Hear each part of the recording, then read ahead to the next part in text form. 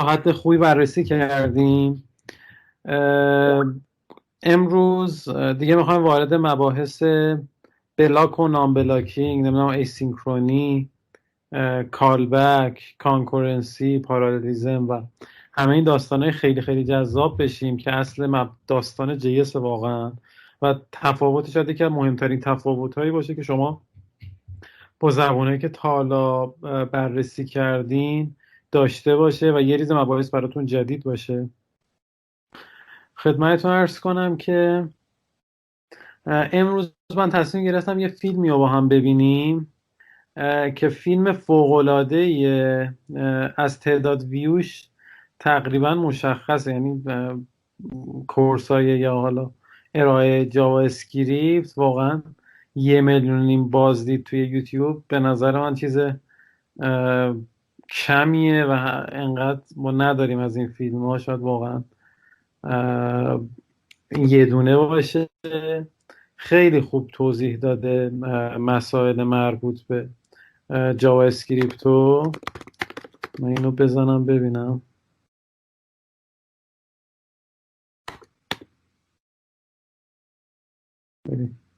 علاقه دارم ویو کانت اینا رو ببینم. اینا که کورس 2.4 هم داریم بچه، 2.4 هم داریم. این هم بیشتره. این فیلم هم خیلی فیلم معروفیه. همین الان معرفی کنم، این خانم انجنا وکیل توی JS UNConf یه ارائه‌ای در مورد فانکشنال پروگرامینگ داره. دوستانی که حالا فانکشنال پروگرامینگ رو ما اومدن جلو و بررسی کردن این فیلم خیلی خیلی به درد میخوره. من لینکش هم بذارم. حالا ما دیگه اومدیم این فیلم رو نشون بدیم، قبلش هم این داستانا رو برای شما بگیم بد نیست. این خیلی واقعا اینم یه ارائه یونیکیه، من خیلی خودم دوست داشتم. این آقا رو ضایع شدیم، چقدر فیلم ها بیشترن. این چند بود؟ 1,400,000. از اینا باید بالاتر باشه که. حالا مهم نیست، 1,400,000 اینجاها باید باشه دیگه. نمیدونم. جاوا اسکریپت حالا ظاهرا زیاد میبینم ملت. خدمتتون عرض کنم که کورس واقعا عالیه.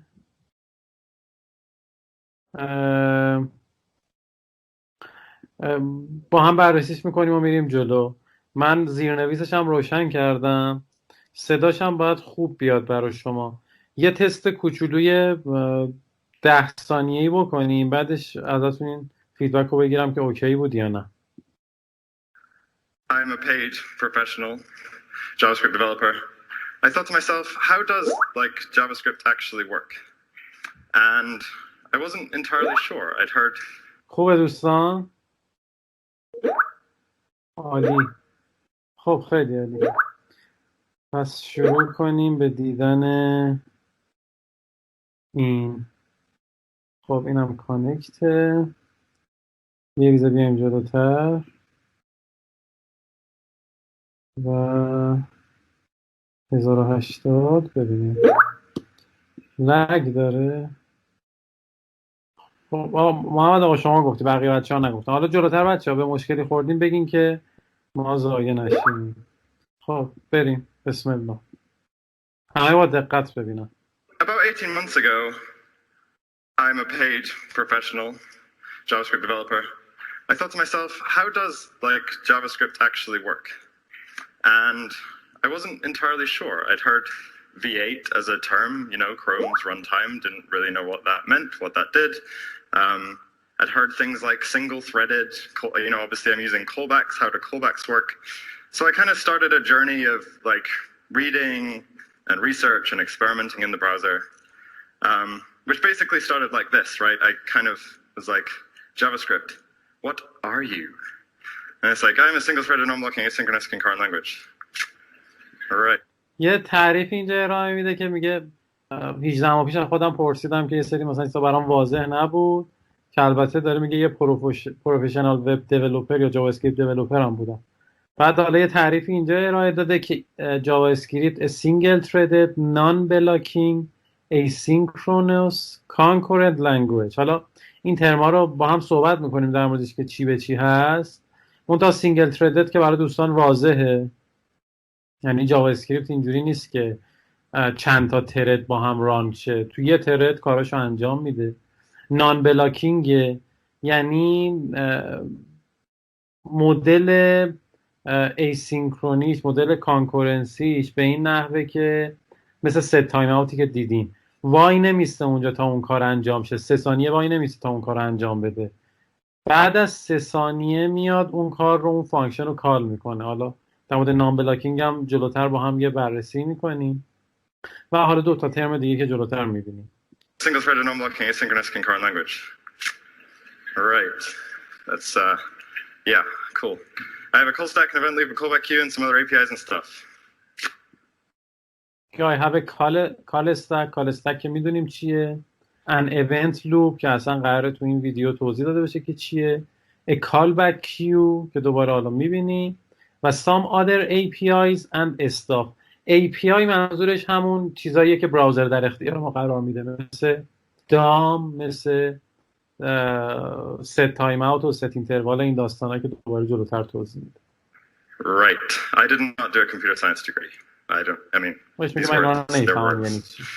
So, you know, I heard of like V8 and the various runtimes in different browsers, so I like looked to V8 and said, do you have a callstack, an eventloop, a callback queue, and some other APIs and stuff? I have a callstack and a heap. I don't know what those other things are. Okay. Interesting. So, basically 18 months pass. Like, we're 18 months later now, and like, I think I get this.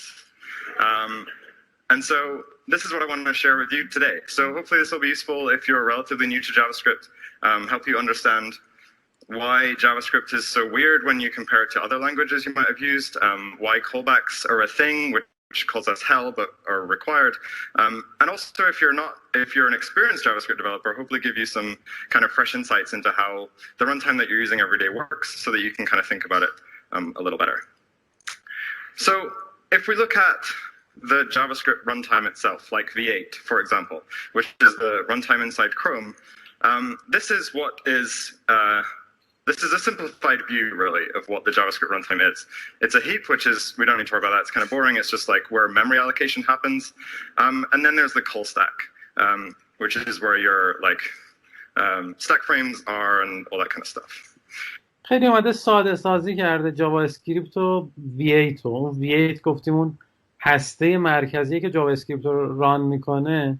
خیلی اومده ساده کرده، گفته 2 قسمت ما اینجا میبینیمش. یه دونه هیپه که همون قسمت مموری الوکیشن و این داستاناست که دیگه همه دوستان باید آشنا باشن کسایی که سی خوندن، و یه قسمت هم استکه که همون اکزیکیوشن کانتکستمونه. الان تو چه قسمتی از اکزیکیوشنمون هستیم، تو کدوم تابعیم، این تابع خودش تو کدوم تابع، و اومده ساده سازی کرده این ران تایم رو به این صورت نشون داده برای راحتی این که بتونه نمایش بدون حالا غرضی که داره. But if you like clone the V8 code base and grep for things like set timeout or DOM or XML HTTP request, they're not in there. They don't exist in V8, which is kind of a surprise to me, right? Like set timeout's one of those like first things you use in JavaScript when you start thinking about async stuff, and it's not in the V8 source. Interesting. So حرفی هم که ما 100 بار دیگه تا الان زدیم دیگه، میگه که آقا دام همون چیزی که دیدیم، ایجکس بچه‌ها یه APIه که ما اجازه میده داخل براوزر ارتباط برقرار کنیم با سرور. یعنی یه ریکوستی بزنیم، مثلا فرض کنیم به گوگل یه سری دیتا رو بگیریم نمایش بدیم، یه ریکوستی بزنیم به سرور خودمون یه سری دیتا رو بگیریم نمایش بدیم. مثلا بخوایم یه سایتی رو ببینیم، خیلی سریع من اینو توضیح بدم. نکنین من مثلا اینجا تو قسمت فیلترش به نظرم برم خوبه، تبلیغ اینم نشه. خب نکنین خدمتتون عرض کنم مثلا اینجا من میام رو سامسونگ، سامسونگ رو برمیدارم، این داره اطلاعاتش رو رفرش میکنه.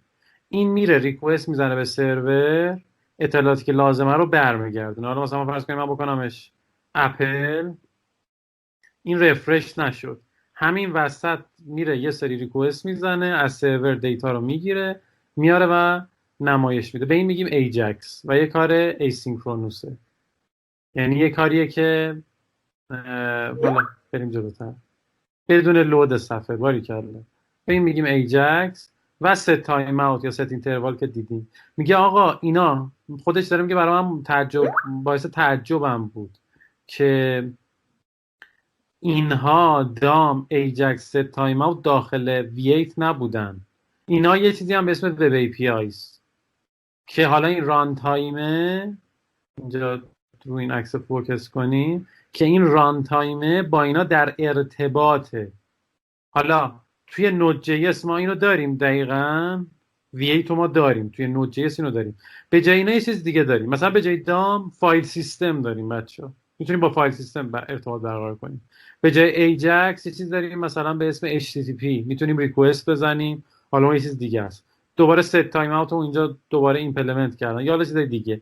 صرفا اینو حواستون باشه که ما چندین بار گفتیم V8 یه ران تایم جی اس، دام و ایجکس و ست تایم اوت و فایل سیستم همه اینا دیگه اینا چیز جدایی از این ران تایم هم. Over this 18 months of discovery, I've come to realize that this is really the bigger picture, and this is what I'm hoping to get you all kind of on board with today and understand what these pieces are. So we have the V8 runtime, but then we have these things called web APIs, which are extra things that the browser provides. So the DOM, Ajax, set timeout, things like that. Then we have this mythical event loop and the callback queue. I'm sure you've heard some of these terms before, but maybe don't quite understand how these pieces like pull together. حالا event loop و So callback I'm going to start from the beginning. Some of this will be new to, or you know, the words might be new to people.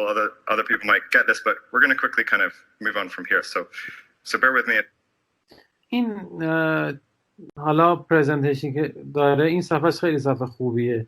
میگه وقتی ما یه دونه ترد داریم، یک کال استک داریم و یعنی در یک زمان یک چیز در حال اجراست، یعنی یه اکزیکیوشن کانتکست داریم. اینو باید حواسمون باشه که جلوتر ازش خیلی استفاده میکنیم. If this is obvious, but I think for a lot of people it's not.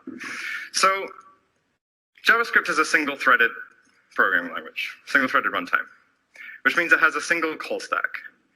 And it can do one thing at a time. Like that's what a single thread means, is like the program can run one piece of code at a time. So let's try and visualize that just to get our heads around what that means. So if I have some code like this on your left, we've got a few functions, a function multiply, which multiplies two numbers, square, which calls multiply with that, you know, the same number twice, a function which prints the square of a number by calling square and then calling console.log. And then at the bottom of our file, we actually run print square, right? This code, all good? Makes sense? Cool. So if we run this, well, I should back up a step, sorry. So the call stack is basically, it's a data structure which records basically where in the program we are. So if we step into a function, we push something onto the stack. If we return from a function, we pop off the top of the stack. That's all the stack. بچه‌ها کنیم تو کال استک همیشه ما وقتی داریم برنامه‌مون رو شروع می‌کنیم به اجرا کردن، یه قسمت مین داریم که اون قسمت مین همون شاید بگیم بیرون از این فانکشن اولی است، این کانتکسی که توش همه چی رو می‌نویسیم، اون که گلوبال اسکوپ است. تو اونجا وقتی ما تو اونجاییم، تو یعنی لایه اولمون همین مین است که داره اجرا میشه. حالا مثلا تو سی مین داشتیم دیگه، شاید از اونجا این ترمو گرفته، شاید هم جاوا اسکریپت داره، من نمیدونم. ولی به هر حال اولین لایه استکمون وقتی داخل داریم این فانکشن ها رو از اول میخوایم ببینیم و بعد اجرا کنیم، این مینه لایه اول استک. That can do. We push stuff on the top, pop off the top. So if we run this file, well, there's kind of a main function, right? Like the file itself. So we push that onto the stack. And we have some function definitions. They're just like defining the state of the world. And then finally we get to... خب چرا از این فانکشن ها گذشت و هیچی تو استک نیومد؟ چون این سه تا خط تعریف بود. این بیشتر به کار کامپایلر و اون داستانه که خوندیم میاد، نه موقعی که ما داریم اکزیکیوت میکنیم برنامه‌مون رو. موقعی که اکزیکیوت میکنیم این دکلریشن ها تو کال استک طبیعتا نمیان دیگه. اون اپلای ها، اون فانکشن کال ها رو ما تو این استکمون میبینیم. برای همین از روی اینا پرید. یعنی این تعریف کردنه که ما مثلا تو خط 1 و خط مثلا 5 و خط 7 حالا همینجوری میگفتم، خط 1 و 2 3 4 5 و 6 7 8 9 داریم میبینیم. اینا دکلریشنه. برای همین تا اینجا هیچ اتفاقی تو استکمون نمیفته. همه دوستان با کال استک و اینا آشنان دیگه، چیز عجیبی نیست برای دوستان. خیلی بچه‌ها فیلم داره خوب اجرا میشه، خوب میبینین؟ اوکی این؟ خیلی خوب بریم. Print square, right? So print square is a function call, so we push that onto the stack. And immediately inside print square, we're going to call square, which we're going to push onto the stack, which calls multiply. And now we hit a return. خب حالا شاید یک سری دوستانم چیزش من سعی میکنم بزنم تا جایی که میشه فارسی هم یه توضیح بدم. وقتی ما به این خط آخر میرسیم نکنیم ما پرینت اسکوئر با 4 صدا زده شده. خب حالا ما میریم داخل فانکشن پرینت اسکوئر و یه لایه به استکمون اضافه میشه. 4 رو به این میدیم، این ور اسکوئرد مساویه، دوباره اینجا یه دونه فانکشن کال داریم. اینجا که به فانکشن کال میرسیم دوباره میریم یه لایه به استکمون اضافه میشه. یعنی همون جوری که تو مین هستیم اومدیم تو پرینت اسکوئر که لایه دوم استکمونه، اومدیم تو اسکوئر که لایه سوم استکمونه و دوباره اینجا مالتیپلای صدا داده شده که لایه میشه 4م استکمون و بعدش این که ریترن میشه حالا دونه دونه از اینا برمی‌داریم که توضیح میدیم. Statement, right? We multiply A and B and we return. So I said when we return we pop something off the stack. So pop multiply off the stack, return into square, return into print square, console.log. Print square is now, there's no return, but it's implicit because we got to the end of the function, and we're done. Right? So that... یکی از دوستان بگه استک چی بود؟ فیفا بود، نمیدونم فوفی بود، چی بود؟ فوفی که قطعا نبود. استک چه دیتا استراکچری بود؟ زود. لیفو یعنی چی؟ last in first out. last in first out. خب مثلا کی گفته فیلو first in جفتش میشه دیگه، هم لیفو میشه هم فیلو میشه. یعنی اونی که آخر اومده اول خارج میشه. آره دیگه هیچ فرقی نداره. اونی هم که اول اومده آخر خارج میشه. این استک. کیو چی بود بچه ها؟ کیو فیفا بود دیگه. first in first out که حالا کیو هم میبینی. اوکی خوبه ولد. That is like a visualization of the call stack. Does that make sense? Yes, Phil. Okay, great. So even if you haven't really thought about or visualized the call stack before, you've undoubtedly come across it when you've been doing certainly browser-side development. So if we have code like this, a function baz which calls bar, which calls foo, which throws an error, then if we run this in Chrome, we see something like this in the DevTools, right? Encore error, oops. And it prints the stack trace. That is the stack trace, right? The state of the stack when that error happened. So encore error, oops, which was called in foo, which was called by bar, which was called by baz, which is called by this anonymous function, which is our main, right? Equally, if you've heard the term like blowing the stack, then this is an example of that, right? Have a function foo which calls foo. So what's going to happen?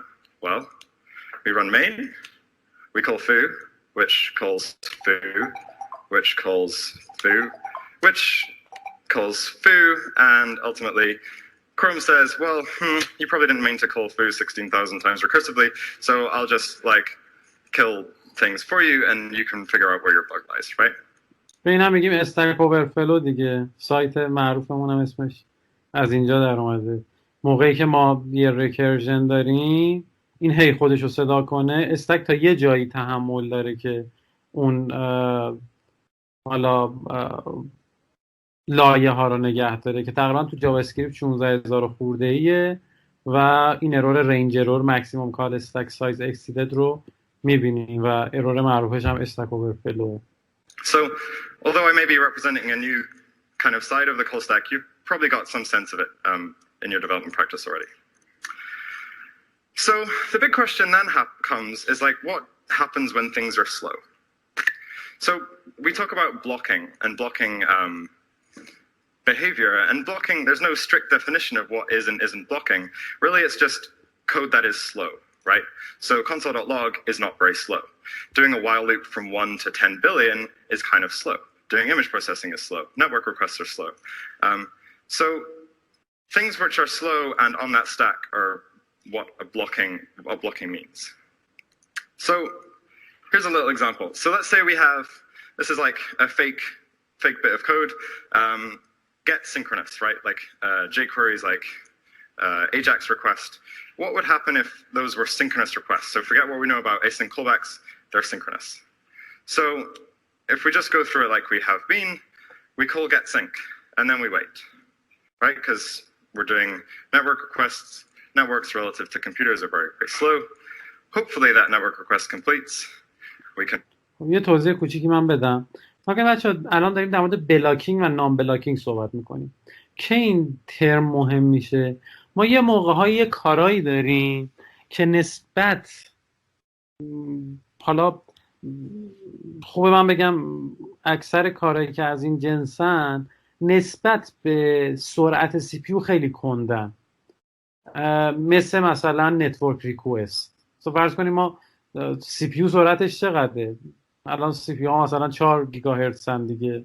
با چه سرعتی هی اپریشن ها رو انجام میده و توی ثانیه مثلا عدد رقمای وحشتناکیه. خب مثلا نتورک اینجوری نیست. شما مثلا میبینین 23 مثلا میلی ثانیه طول میکشه تا یه مثلا 20 میلی ثانیه هم زیاد نگفتم، کم گفتم، مثلا 50 میلی ثانیه طول میکشه یه ریکوستی بره برگرده. حالا مثلا اگر سرور خارج باشه 300 میلی ثانیه مثلا طول میکشه. خب این 300 میلی ثانیه نسبت به سی پی یو یه کار فوق العاده سنگینیه دیگه. حالا مثلا بیایم یه پینگ کنیم سرور گوگل رو،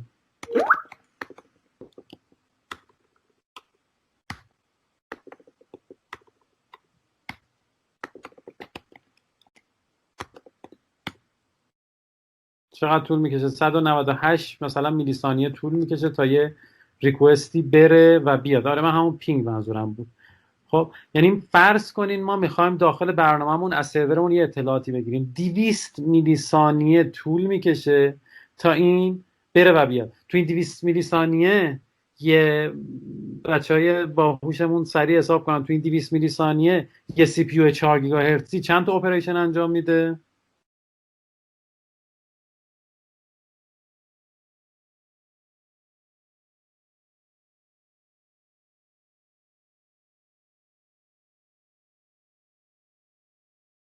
بدونین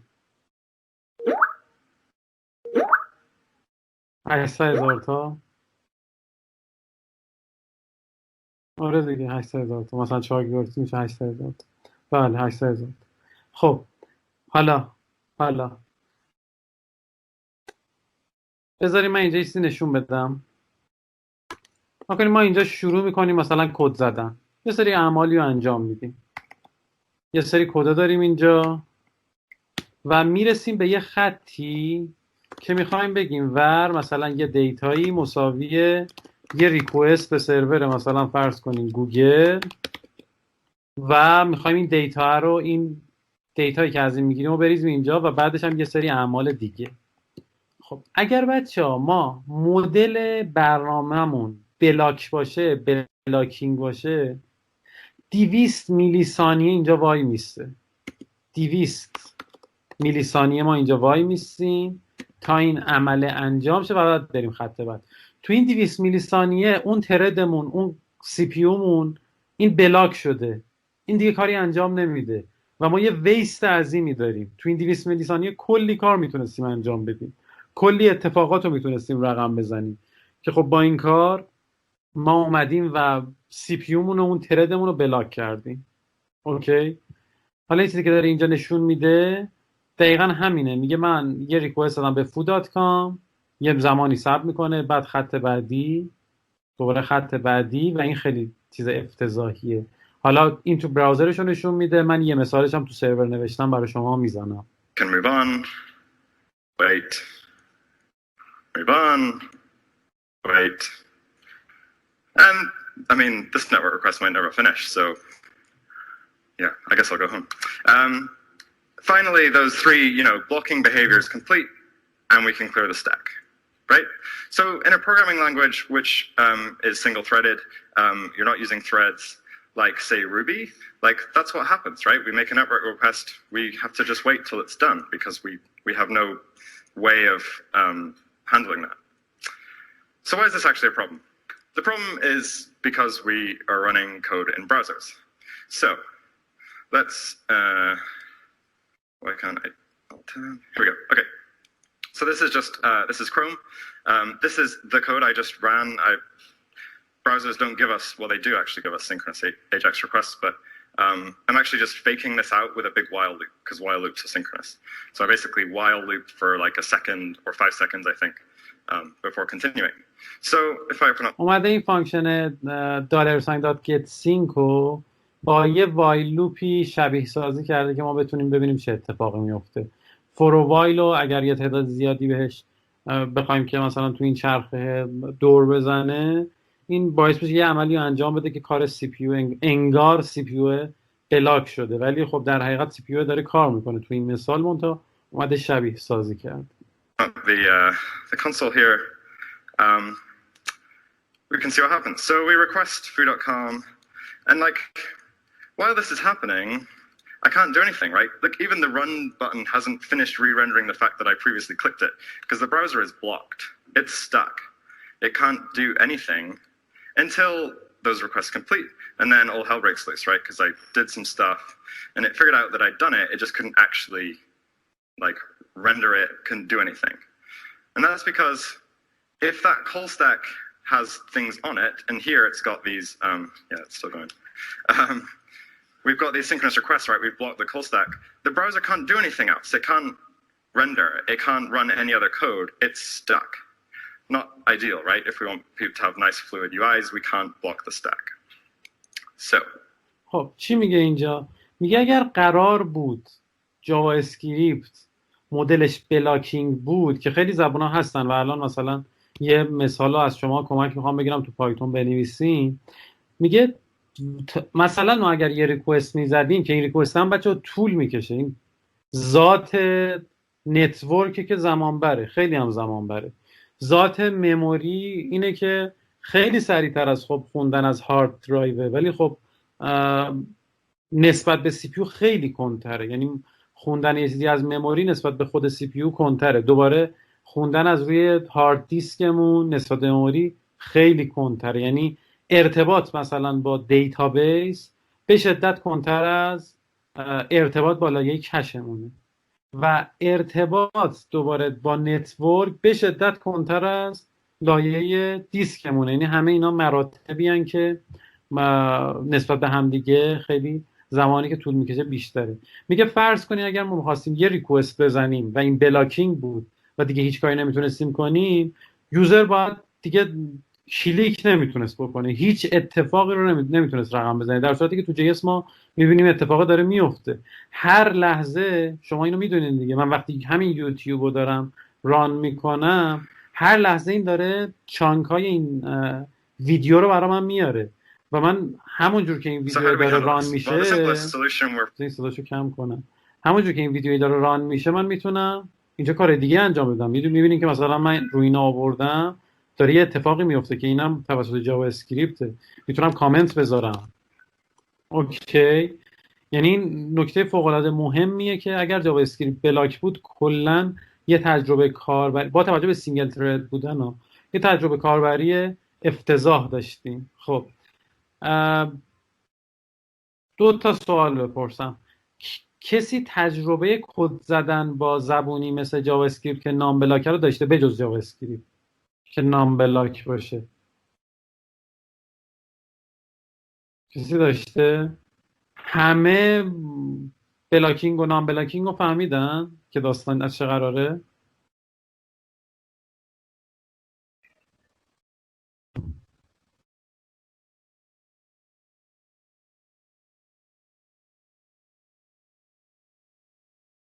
خب کی میتونه من کمک کنه یه نمونه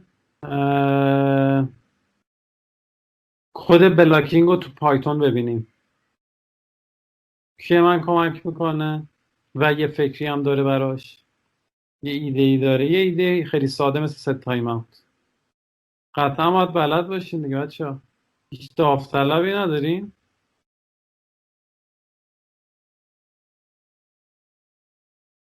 چیزی مثل تایمر تو پایتون کسی بلد نیست؟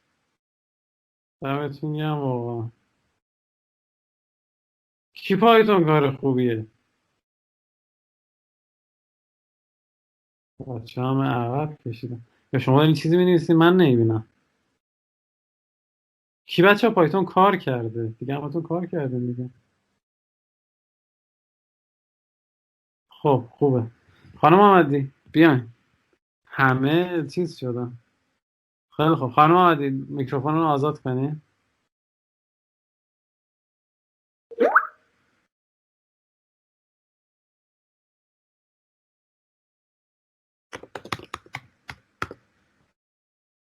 خانم محمدی میتونین بیاین؟ یا نمیتونیم به یکی دیگه از بچه ها بگم؟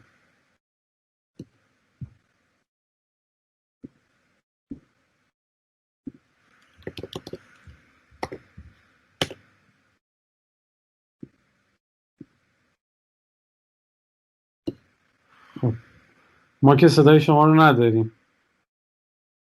بذاریم پس به یکی بچه دیگه بگم.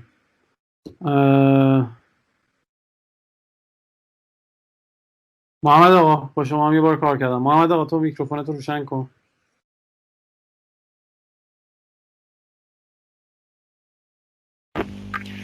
صدای من هست؟ بله بله بله. تو پایتون تایمر رو بلد نیستی چجوری می‌نویسیم؟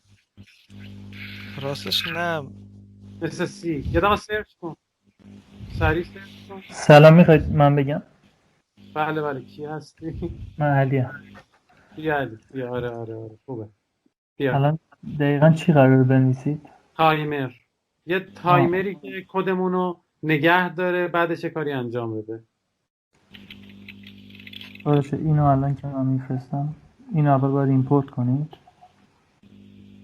آها چیزم نوشته. اوکی. خب بعد مثلا یه همچین چیزی. تایمر. خب علی آمد مهدی هم نوشته. من همین رو کپی کردم.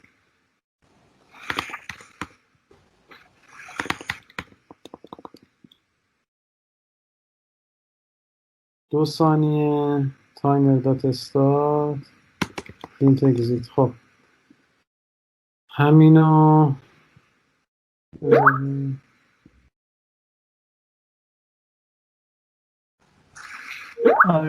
آره دیگه، خط شیشون تردینگ نیاز نیست. چی نیاز نیست؟ چون ایمپورتش کردیم تایمر رو، دیگه نیاز نیست که اون تردینگ دات تایمر بزنیم.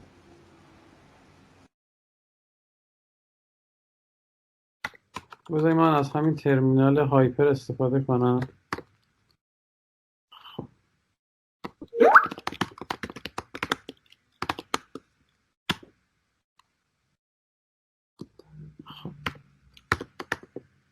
پایتون 3 ایندکس داد چی میگه؟ موسیسن کالس نو ماجول نیم تایمر. درست گفتیم؟ پاکش کنید این ایمپورت تایمر رو اصلا، چون تو خط 6 اومد گفتید تردینگ دات تایمر. آها الان فکر کنم اوکی میشه. این هم اوکی نیست. ایمپورت تردینگ بزنین درست میشه.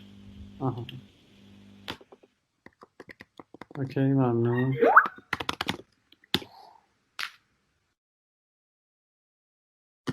خب بچه این که تردینگه، اینم چیز نیست، اینم بلاکینگ نیست. اتفاقا مثال خوبی شد. این بلاکینگ نیست. ناکنین این نیومد اول خط 6 رو اجرا کنه، اول خط 10 رو اجرا کرد و اگزیت رو ما داد بعد از 2 ثانیه اومد فانکشن هلو رو اجرا کرد. این دقیقاً نام بلاکینگه. این دقیقاً مدل نام بلاکینگه. مدل بلاکینگش هم من بگین خودم سرچ کنم.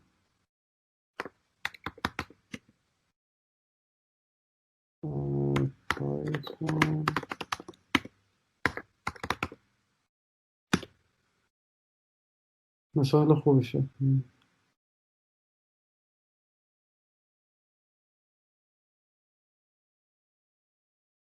آها اسلیپ خوب. اوکی.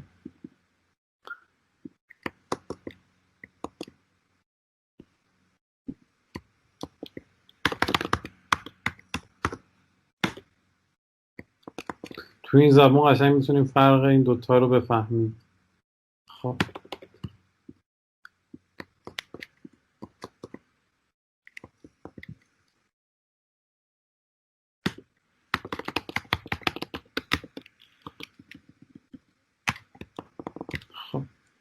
من خط پایتون 3 ایندکس 2 بچه این مشکلش چیه؟ اسلیپ اینو لازم نداره نه؟ یا لازم داره؟ اوکی. خب نگاه کنی فرق این دوتا چیه؟ تو جی اس اسلیپ داریم؟ من ندیدم تا حالا. اگه داشته باشیم جالبه. شما ندیدم. تو جی اس حالا همچین کاری نمی کنیم. اگه داشته باشیم هم هیچ وقت همچین کاری نمی کنیم. نگاه کنید بچه‌ها، ما تو اینجا من اگر دوتاش کنم و این وسط هم بنویسم print 1، تو این مدل ما اومدیم 2 ثانیه تردمون رو نگه داشتیم، 1 رو چاپ کردیم، 2 ثانیه دیگه تردمون رو نگه داشتیم، اگزیت رو چاپ کردیم. به این مدل پس میگیم مدل بلاکینگ، یعنی تردمون رو بلاک کردیم و چاره دیگه ای نداریم. تو این یکی مدل، این در صورتی که تو این یکی مدل اینجوری نیست، ما اومدیم گفتیم، بذارین اینم اجرا کنم که ببینیم. آنن میبینین 1 و اگزیت اجرا میشه، بعد از 2 ثانیه ما هلومون اجرا میشه. اینو بذارم 4، بعد از 2 و 4 این دو، اینم میبینین دیگه جالبه. وقتی اینو میذاریم 2 جفتش با هم این هلو رو بعد چاپ کنه. حالا من اینو میذارم 4، اینم اسمش، البته اینم بذارم تایمر 1 همین 2 هم باشه اوکی. بعد از 2 ثانیه ما 2 تا هلو داریم. خب بعد از 2 ثانیه ما 2 تا هلو داریم. اتفاقی که اینجا افتاد چیه؟ میگه آقا خط 6 میگه تو ادامه بده، من بعد از 2 ثانیه هلو رو صدا میزنم. میاد خط 7 سریع، سی پی یو هم سریع دیگه. دوباره خط 8 میگه بعد از 2 ثانیه هلو رو صدا میزنم. تو خط 9 و 10 میاد اینا رو حالا استارت میکنه. تو خط 13 هم ما اگزیت رو چاپ میکنیم. بعد از 2 ثانیه تازه این دوتا فانکشن ما صدا زده میشن. به این مدل میگیم مدل نان بلاکینگ. حالا شما فرض کنید به جای تردینگ دات تایمر یه ریکوست به یه سروری باشه. مثلا تو پی اچ پی این ساب میکرد که بره دیتا رو برداره بیاره تو این، بعد بره خط بعدی. اوکی. منتها دیگه تو این مدل ما تو مدل نان بلاکینگ، تو مدل بلاکینگ ببخشید آره دیگه تو پی اچ پی ما اینجا ساب می‌کنیم تا دیتا رو برداره بیاد بریزه اینجا، بعدش بره خط بعدی. منتها تو نام بلاکینگ اینجوری نیست. حالا می‌بینیم به چه شکلیه. خب ادامه بدیم. پایتون مدل نام بلاکینگ داره. حالا میتونیم جلوتر می‌بینیم اینا. تو جی اس من کدشو میزنم. پایتون مدل نام بلاکینگ داره، مدل بلاکینگ هم داره. مثلا جنگو یه لایبراری بلاک، من فکر میکنم درست میگم دوستان. مدلش اینه که کی جنگو کار کرده؟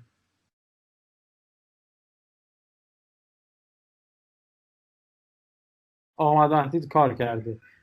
تایید میکنیم پایتون اینجوریه که جنگو اینجوریه که مثلا میگی ور x مساویه برو دیتایی رو بردار بیا این ثبت میکنه اون دیتای بیاد بریزه تو این وریبل و بیاد خط بعدی. تایید میکنی تو جنگو اینجوری هست؟ البته فکر کنم جنگو مدل نام بلاک هم داره، ولی اون مدلی که شماها احتمالاً کار کردین اینجوریه. درسته؟ هر دو مدلشو داره. خب خیلی خوب. آره جنگو هر دو مدلشو داره، ولی این مدل اول فکر کنم دیفالتشه. ولی یه لایبراری مثلا تو جنگو هم داریم به اسم تورنیدو، من فکر میکنم این دیگه ایسینکه. اون چیزی که من تو ذهنمه تورنیدو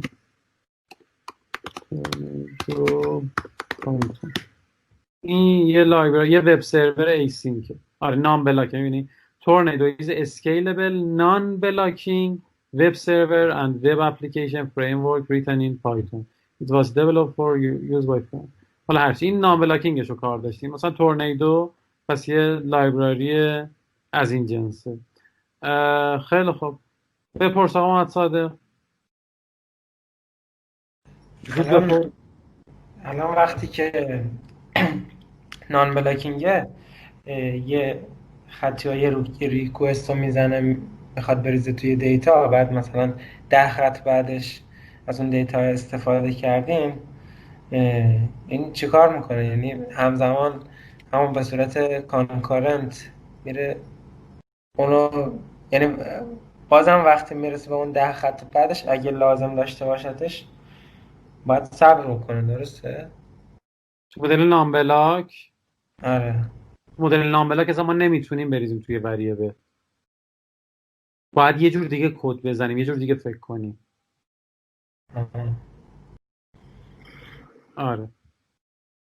این حرفی هم که آقا محمد مهدی میزنه درسته. اکثر زبون‌ها این مسئله نان بلاک رو با مولتی ترد کردن هندل میکنن. یعنی شما از تردای دیگه وا میکنین استفاده میکنین. جاوا اسکریپت اینا نان بلاکن که خیلی مدل به نظر من جذابی هست. و خب یعنی سرور زدن و مثلا با جاوا اسکریپت خیلی جذاب کرد. ادامه بدیم.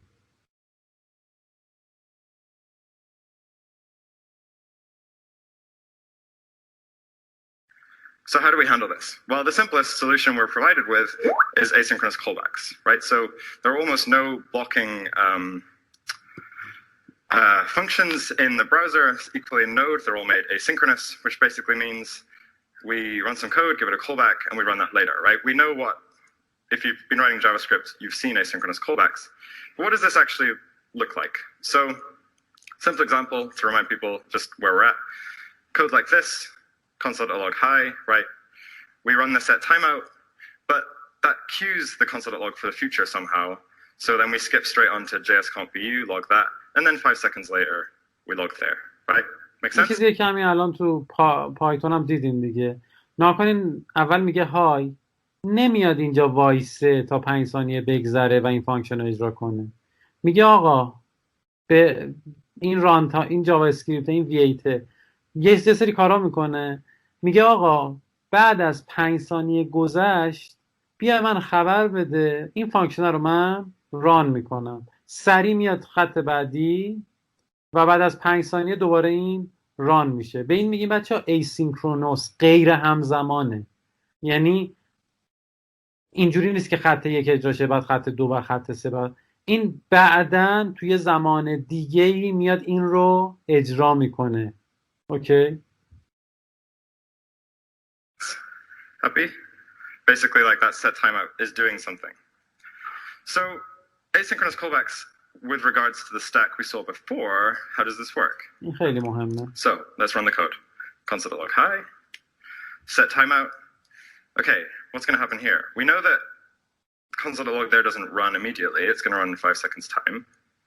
We can't push that console.log onto the stack. So somehow it just disappears. We don't have like a way of describing this yet, but we'll come to it. We log JS-conf.vu. اوکی بچه الان تو مینیم. تو مین بودیم، خط 1 وارد فانکشن console.log شدیم، اومدیم بیرون. خط 3 داخل فانکشن set timeout شدیم، یه سری اتفاقا افتاد، ورودی بهش دادیم، 2 تا ورودی دادیم، یه callback دادیم. چرا به این میگن callback؟ یعنی اینکه آقا منو بعداً سر یه زمانی کالم کن، صدام کن. به این میگن callback. این که بعداً ما برمیگردیم، برمیگردیم و اینو کال میکنیم بهش میگیم کال بک، یعنی بعد 5 ثانیه تازه برمیگردیم صداش میکنیم. مثلا به این فانکشن مپ کال بک نمیگیم، اینجا ما به این کال بک نمیگیم. این بگیم 1 و 2 و 3 دات مپ، نه مثلا فور ایچ می‌نویسم console.log. به اینم داریم یه فانکشن میدیم ولی به این کال بک نمیدیم، این همزمان اجرا میشه، این غیر همزمان نیست، این asynchronous نیست. این بالا پایینش کنسول بذاریم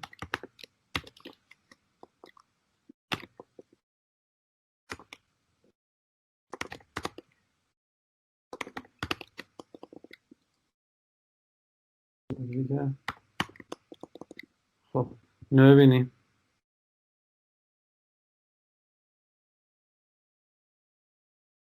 اینم پاک کنیم. میبینین اول 1 اجرا شده بعد 3 اجرا شده. چرا؟ ولی کنسول چی میگی؟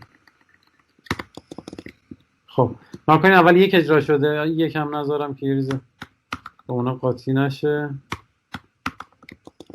خب اول این اجرا شده، بعد به ترتیب خیلی همزمان خیلی معمولی 1 اجرا شده، 2 اجرا شده، 3 اجرا شده، یعنی 3 console.log 1 console.log 2 console.log 3 به صورت همزمان. یعنی سی پی یو اول اینو اجرا میکنه بعد بهش دستور داده میشه این فانکشن، این 3 تا فانکشن پشت سر هم ران میشه، برای هر کدوم از اینا یه فانکشن ران میشه. بعدم این اون تا دیگه میدونیم دیگه ست اینترول مثلا اینجوری نیست، وسط اینجا ست اینترول بذاریم، فرض کنید 1000 هم بذاریم console.log، این دیگه همزمان نیست، غیر همزمانه، توی موقع دیگه ای کالش میکنه. میبینی این به این میگیم ایسینکرونوسه، اون سینکه، اون وای میسته تو این خط تا اجرا بشه بعد میره خط بعدی. به این میگیم کال بک. به هر فانکشنی رو بدیم یه فانکشن دیگه اسمش کال بک نیست دیگه، اون که اصلا اسمش ایسینکرونوس کال بکه، یعنی کال بکی که غیر همزمان اجرا میشه. و این حرف اینجا بود که آقا ما الان تو مینی console.log اجرا شد، بعد اومدیم اینجا دوباره تو مینمون فانکشن set timeout اجرا شد، فانکشن set timeout کال شد، بهش 2 تا ورودی هم دادیم، منتها حالا با یه API براوزر میاد 5 ثانیه بعد این فانکشن رو ران میکنه، دوباره تو مینیم و console.log اجرا میشه. خب ببینیم چه اتفاقی افتاد. به خط آخر که رسیدیم بچه ها دیگه از استکمون از مین در اومدیم، الان دیگه تو مین نیستیم. بکنین های رو چاپ کردیم، set timeout رو صدا کردیم، jsconf.eu رو صدا کردیم، رسیدیم به خط آخر برنامه، از مین اومدیم بیرون، دیگه استکمون تو مین نیست. ببینیم چه اتفاقی And then 5 میفته. seconds later, somehow magically console.log there appears on the stack. 5 ثانیه بعد دوباره که نه، این console.log که اینجاست میاد تو استک. ولی خیلی مهمه که بفهمین ما الان دیگه توی مین نیستیم، برنامه‌مون توی مین نیست، از این فضای مین اومدیم بیرون، 5 ثانیه بعد این فانکشن اجرا شد و این اومد توی استکمون. این خیلی مهمه، این خیلی خیلی مهمه. مگه نگفتیم که یه سینگل ترد هست، پس چرا ایسینک کار میکنه؟ جه سینگل ترده، نگاه کنیم این اتفاقاتی که رقم خورد رو نگاه کنیم. ما در آن واحد داریم فقط تو یه استک داریم، با یه استک که نمیتونیم چند تا کار کنیم. خط 1 اجرا میشه، خط 2 اجرا میشه، خط مثلا 3 4 مثلا بگیم 5 هم اجرا میشه. اوکی، همه اینا اجرا میشن، منتها وقتی برنامه تمام میشه استک خالی میشه، بعد 5 ثانیه دوباره این فانکشن اجرا میشه. این کاملا یه چیز خدمتتون عرض کنم ربطی به سینگل ترد بودن ما نداره، این عملکرد برنامه است. به این میگیم ایسینکرونوس. ایسینکرونیتی ربطی به مولتی ترد بودن نداره. یعنی برنامه ما خطاش پشت سر هم اجرا نمیشن، همزمان اجرا نمیشن، غیر همزمان اجرا میشن. گرفتین؟ دوستان گرفتم، فهمیدین؟ خانم محمدی جوابتون رو من تونستم بدم؟ یکی از مین میاد بیرون چه اهمیتی داریم؟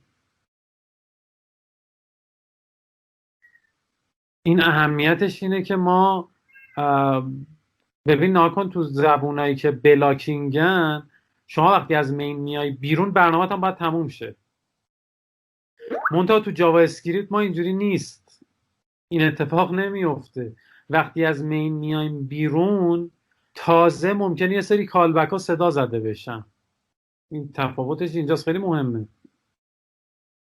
ما تو زبونی مثل سی وقتی از مین بیایم بیرون باید کارمون هم تموم شده باشه. حالا البته اگر چند تا ترد داشته باشه اونو نمیدونم، ولی تو یه تردش. خانم محمدی شما هم به سوال جوابتون رسیدین که 5 ثانیه بعد صبر کنید. اونو توضیح میدیم. کال کیو. آقا محمد حسین این که کجا ذخیره میشه تو کال بک کیو ذخیره میشه که میبینید. بله باز کنید. بفرمایید. فکر کنم سوال منم همون کال بک کیو بود که همین که از کجا میفهمه کی باید این کنسول دات لاگ رو بیاره توی استک، اینو کجا سیو میکنه. پس بله مرسی. اون کال بک کیو. اون کال بک کیو. خیلی خوب بریم جلو. Quickly console log there appears on the stack. How does that happen? And this is basically where the event loop comes in, and concurrency. Right? So I've been kind of partially lying to you and telling you that JavaScript can only do one. یه چیزم دوباره اینجا بگم بچه‌ها، کانکورنسی با پارالیلیزم متفاوته. تو پارالیلیزم ما سی پی هامون دارن دقیقاً همزمان کار میکنن. یعنی اگر یه واحد ثابت زمان رو بگیریم این دو تا سی پی یو دارن با هم کار میکنن. 2 تا هسته داریم، 3 تا هسته داریم، 2 تا هسته به بالا داریم، خب 2 تا هسته فیزیکال داریم. اینا دارن دقیقاً توی زمان مشخص کار میکنن. کانکورنسی دقیقاً توی زمان مشخص نیست. یعنی ما 2 تا کار رو داریم با هم انجام میدیم، منتها با همش به معنی دقیقاً توی زمان مشخص نیست. میام کار اول انجام میدیم تا یه جاییش، بعد کار دوم رو تا یه جاییش انجام میدیم، دوباره کار اول رو تا یه جایی انجام میدیم، کار دوم رو تا یه جایی انجام میدیم، کار اول رو دوباره تا یه جایی. این به این میگن کانکورنسی. کانکورنسی رو با پارالیلیزم متفاوت بدونیم. تو کانکورنسی نیاز به چند تا سی پی یو نداریم. تو پارالیلیزم حتما باید بیشتر از یه دونه سی پی یو داشته باشیم. بریم جلو.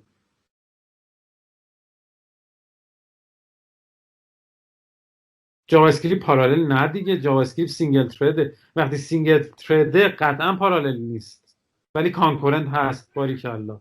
جاوا اسکریپت پارالیلیزم توش نداریم، کانکورنسی داریم. یعنی کارهای مختلف رو هی سویچ میکنیم، اینو انجام میدیم اونو انجام میدیم، اینا رو بین هم انجام میدیم، هی اینترچنجبل اونو یکی رو انجام میدیم. اون دا پارالیلیزم نداریم. البته اگر بخوام دقیق صحبت کنم تو جیس پارالیلیزم بچه‌ها میتونیم داشته باشیم. ورکر رو دیدیم دیگه. ورکر تو جاوا اسکریپت یعنی همون پارالیلیزم. منتها اگر ورکر رو این داستانا رو نداشته باشیم پارالیلیزم نداریم. یعنی اون کمک میکنه که ما از چند تا سی پی یو هم بهره ببریم. بفرم آقا محمد مهدی زود. این ویدیومون 2 ساعت طول میکشه اقلا. سلام. میگم که استاد خب آخه ببینید شما میگین که آقا این زمان 5 ثانیه تو کال بک کیو ذخیره میشه، ولی خب باید یه چیزی باشه که هی دائم چک کنه ببینم 5 ثانیه شد یا نشد. اون وی8 نیست دیگه. ببین آقا اون یه چیزی از براوزر چند تا کرو داره به کار میبره، ولی خود اون ران تایم جاوا اسکریپتمون چند تا چیزو به کار نمیبره. بله مثلا ما ایجکس میزنیم قطعا یکی داره این کارای ایجکس رو هندل میکنه، ولی اون ران تایم جی اسمون نیست. اوکی؟ یعنی پس میشه براوزر داره این کار رو انجام میده، درسته؟ بله ببین آقا V8 سینگل به صورت سینگل ترد کار میکنه. آره چند هسته‌ای بودن به کار میاد تو JS آره دیگه، ما ورکر و اینا داریم، میتونیم اونجا یه سری کارا بکنیم. پس مولتی ترد رو آقا مرورگر هندل میکنه، میتونه ما این کار رو انجام بخواه، نمیشه اصلا بدون مولتی ترد. این کار پس مرورگر این کار انجام میده دیگه. آره ولی ببین ناکن این جاوا اسکریپتمون انجام نمیده. جاوا اسکریپت دیگه نیست. حل. یعنی ما خط‌های جاوا اسکریپتمون یه خط بیشتر در آن واحد نمیتونیم اجرا کنیم. اینه حرف صرفا این. فرق کانکورنسی و مولتی ترد چیه؟ اول اینو بهتون بگم، ما ممکنه چند تا ترد داشته باشیم بچه‌ها، تو چند تا ترد هم کارهای مختلفی بکنیم، ولی باز حواستون باشه ممکنه یک کور داشته باشیم، یک کور فیزیکال داشته باشیم، چند تا ترد داشته باشیم و به این پارالیزم نمیگیم، ما به اینم میگیم کانکورنسی. ممکنه تردامون رو هسته‌های مختلفی باشن، به اون میگیم پارالیلیزم. اوکی گرفتی جواب علی آقا؟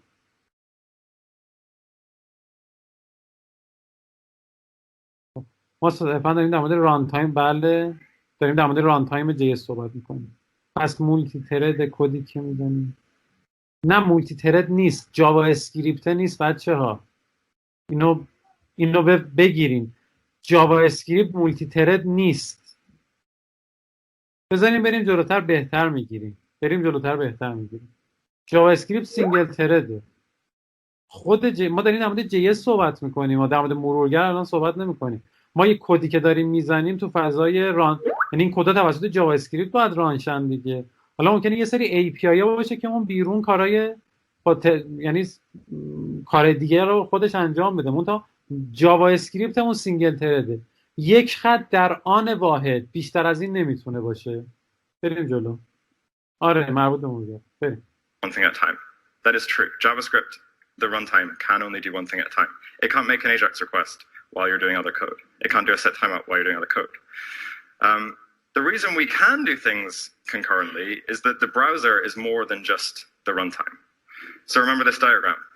The JavaScript runtime can do one thing at a time, but the browser gives us these other things, right? It gives us these web APIs.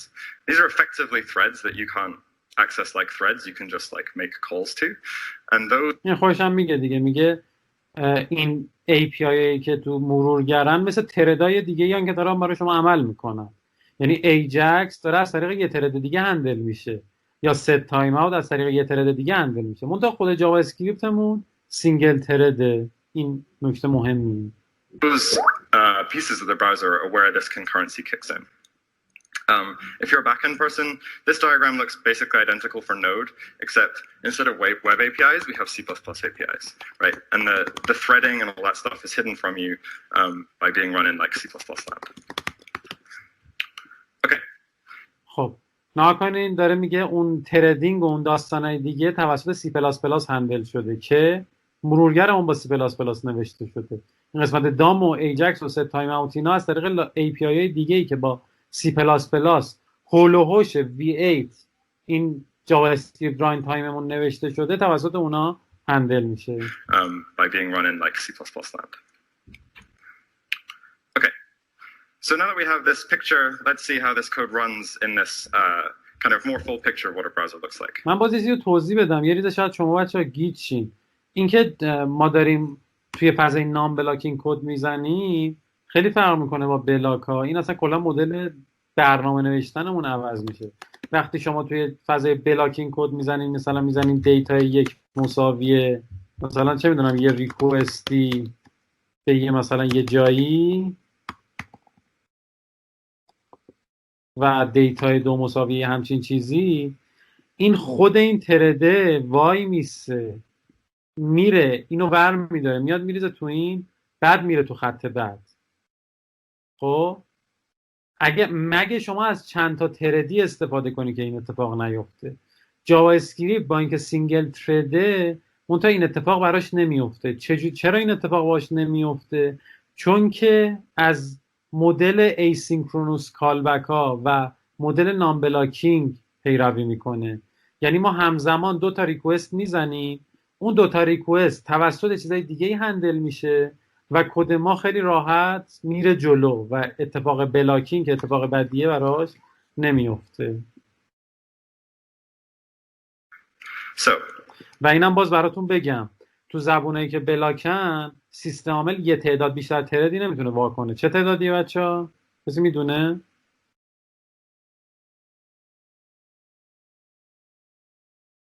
مثلا اگر شما جنگو رو نه آقا اختیار داریم، اینجوری نیست. چند ده هزار تاست. تردای مختلفی هم داریم دیگه، حالا نمیم خوندیم یا نه. ترد سبز داریم، قرمز داریم، چیز مختلفیه. ناکن خود این تردا رو سیستم عامل به صورت کانکورنت هندل میکنه، یعنی سیستم عامل استاد کانکورنسیه. ما الان 1000 تا چیز اینجا داریم هندل میکنیم. داره اسکایپ رو هندل میکنه، مرورگر رو هندل میکنه، همه اینا رو 4 تا کره. چجوری اینو هندل میکنه؟ این تردا رو یه جوری وظایفش رو به اون فیزیکال کورا میسپره که ما فکر میکنیم که انگار 100 تا کور داریم، همش با هم داره اجرا میشه. من میتونم 5 تا ویدیو الان با هم این سیستم عاملا برای شما اجرا کنم، همش هم داره اجرا میشه. چجوری این اتفاق میفته؟ 5 تا ویدیو رو 4 تا کور. این به این میگن دیگه کانکورنسی دیگه. یعنی این کانکورنسی نکته مهمش همینجاست. تو سیستم عامل هم تعداد تردی که وا میکنیم تعداد فراوونیه، یعنی تعداد زیادی میشه وا کرد و خب ولی یه حدی داره. مثلا فرض کنین 50,000 تا 60,000 یه عددی. اون مثلا فرض کنید اگه میخوایم سرور بنویسیم، اون سرورایی که از مدل بلاکینگ دارن تبعیت میکنن به ازای هر ریکوست باید یه دونه ترد وا کنن و خب تعداد ریکوستی که میتونن روی سیستم عامل جواب بدن یه تعداد محدودیه. جاوا اسکریپت اینجوری نیست، چون بلاک نمیکنه یک ترد خودشو. یه ترد داره ولی ترد خودشو بلاک نمیکنه. پایتون میتونه n تا ترد واکنه ولی تردای خودشو بلاک میکنه. اینو حواستون باشه. تو سرور پروگرامینگ اینو میبینیم انشاءالله. Same as before. Run the code, console.log hi to the console. Simple. Now we can see what happens when we call set timeout. So when we call set timeout, we pass this callback function and a delay to the set timeout call. Now, set timeout is an API provided to us by the browser. Remember, I said it doesn't live like in the V8 source. It's like extra stuff we get in the environment that we're running the JavaScript runtime in. So effectively, we kick off a timer, right? Like the browser kicks off a timer for you. And now it's... خب حرف اینه که آقا set timeout گفتیم یه APIه که توسط یه لایبراری C برای ما پروواید شده. فرض کنید تو زبان پایتون دارین یه API رو مثلا از یه زبان دیگه کال میکنین، یه برنامه دیگه رو اجرا میکنین. این اتفاق داره اینجا میفته. جاوا اسکریپت ران تایم ما داره یه API رو که توسط مرورگر براش در اختیارش قرار داده شده کال میکنه و موقعی که این اتفاق میفته این API اینجا دیگه خودش یه ترد جدا، حالا هر چی دیگه خودش اونجوری که نوشته شده اینجا یه چیزی رو اجرا میکنه و حالا این منتظر میمونه که تا تموم شه. It's going to handle the countdown for you, right? So that means that our set timeout call itself is now complete, so we can pop off the stack.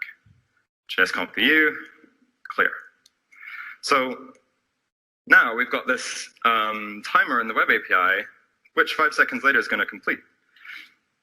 Now, the web API can't just like start modifying your code, right? It can't just like chuck stuff onto the stack when it's ready, because if it did, it would like just appear randomly in the middle of your code. So this is where the task queue or the callback queue kicks in. So basically, any of the web APIs, when they're done, they push your callback onto the task queue. ببین میگیم task queue یعنی وقتی کار این API تموم شد میگه آقا من دوباره برای اون ران تایمه یه تسکی دارم که باید اجرا کنه. میفرسته اینو توی کیومون. اون چیزی که میفرسته چیه؟ این کالبک هست. اون کالبکی که ما دادیم به این ست تایم اوته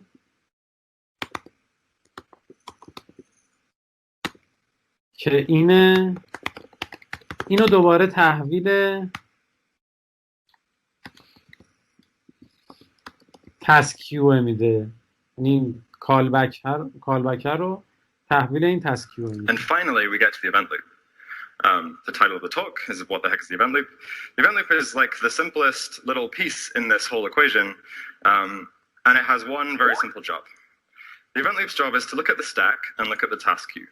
If the stack is empty, it takes the first thing on the queue and pushes it onto the stack, which effectively runs it, right? So here we can see that now the stack is clear. There's a callback on the task queue, so the event loop runs. It says, oh, I get to do something here. Pushes the callback back onto the stack. Now remember, the stack is like JavaScript land, right? This is back inside V8. So the callback appears on the stack and gets run, console.log there, and we're done. Does that make sense? Everyone with me? Awesome. میگه everyone بگو آقا حسین بفرمایید. اگر بله تا زمانی که تو مینه این اتفاق نمیفته. برای همین اون روز بهتون گفتم، این سوال فوق العاده مهمی کرد. برای همین اون روز بهتون گفتم که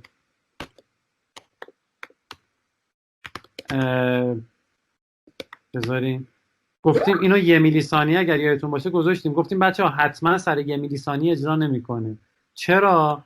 چون که این میگه 1 میلی ثانیه صبر کن، وقتی 1 میلی ثانیه تموم شد میندازه تو اینجا، ولی این ایونت لوپ چیکار میکنه جلوتر همینو توضیح میده که اگر استک خالی باشه یه دونه از این یعنی اون آخری که وارد شده رو بندازه داخل اولی که وارد شده رو بندازه داخل استک. برای همین اینجا اگر خب ناکنین وقتی من اینجا یه فرم ست تایم اوت انداختم، گفتم بعد از 1 میلی ثانیه اینو console.log1 رو اجرا کن. میام اینجا بعدش میگم for i مساوی 0 i کوچکتر از 10 میلیون i پلاس پلاس. اینجا هم اصلا هیچ کاری نکن، یا اصلا آیو 2 برابر نه اوکی هیچ کاری نکن. خب خیلی سریع ور j پلاس مساوی i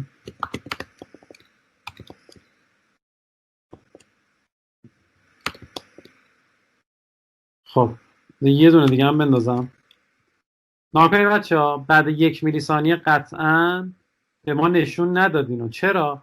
الان تو مینه اومد اینو این وب ای پی آی رو صدا زد گذاشت تو وب ای پی آی. وب ای پی آی بعد خب اومد خط بعد ور جی مساوی 0 شروع کرد این فوره رو ران کردن. هنوز توی مینیم، هنوز تو استک لایه اول استک اون مینه، ولی از یه زمان به بعدی که میگذره این میاد کارش تموم میشه و تحویل تسکیو میده. اینو وقتی تحویل تسکیو میده این منتظره ایونت لوپ هی چک میکنه که آقا آیا استک تمام شد، میبینه که نشد. تا موقعی که تمام نشده نمیاد تسک بعدی رو بندازه اینجا. خب اصلا ممکنه 10 میلیون ثانیه طول بکشه. تا موقعی که کارشو انجام نده نمیاد تسکیو رو یه دونه از تسکیو بیاد بندازه اینجا. اصلا ممکنه که اینجا ما ست تایم اوتمون همچین فوری داشته باشیم. خب من میام تو ست تایم اوت هم همچین فوری میندازم و اینجا یه ست تایم اوت دیگه میذارم، میگم بعد 1 ثانیه بگو console.log. خیلی طولانی شد بچه، یه دونه صفرشو پاک کنم. این after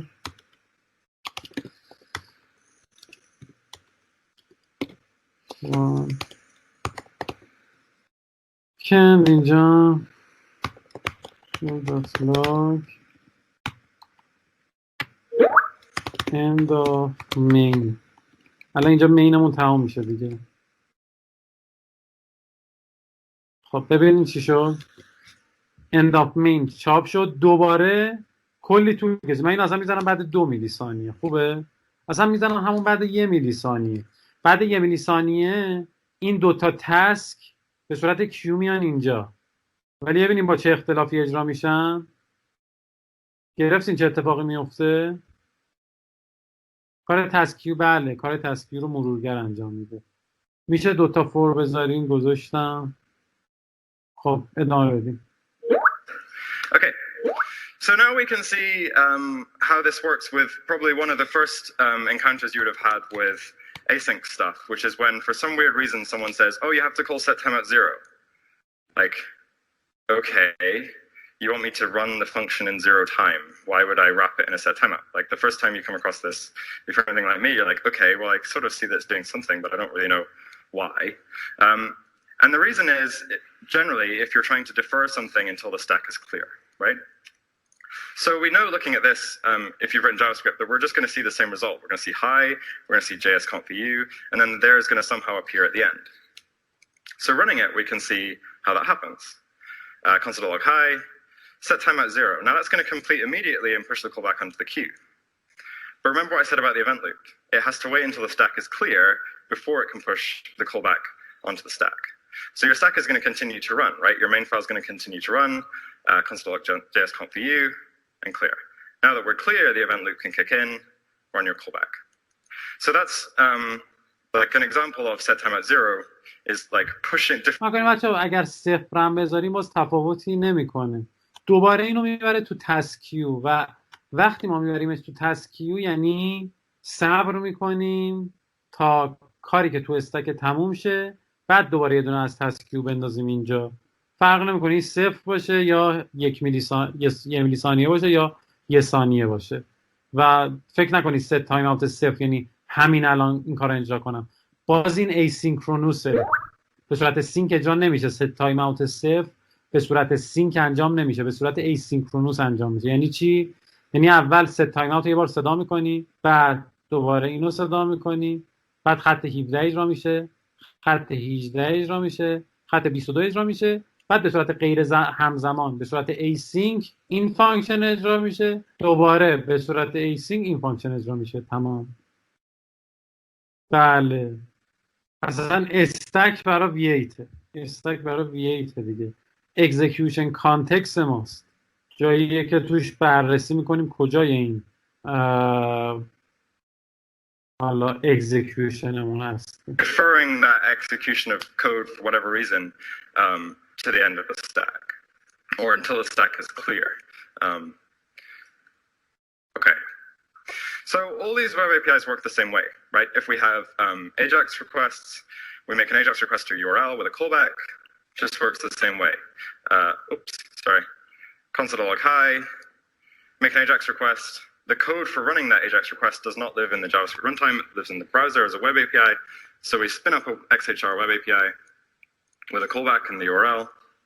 Your code can continue to run until that XHR request completes, or doesn't complete. It may never complete, but that's okay. Your stack can continue to run. Assuming it does complete, callback gets pushed onto the queue, picked up by the event loop, and it's run. Right? That's all that happens when an async call happens. دوباره ایجکس هم یه API از وبه، به صورت async اجرا میشه، به صورت asynchronous اجرا میشه. It's a complicated example. So I hope this is going to work. If you hadn't kind of من این مثال بچه‌ها یه توضیح بدم. این اومده روی باتن یه کلیک لیسنر تعریف کرده و یه کالبک بهش داده. وقتی ما روی این کلیک میکنیم، من اینجا نشون بدم دیگه اینو، یه نشون بدم بعداً در مورد این مفصلا توضیح میدم خیالتون راحت. خب btn من این باتن رو میگیرم و btn مساوی documents.btn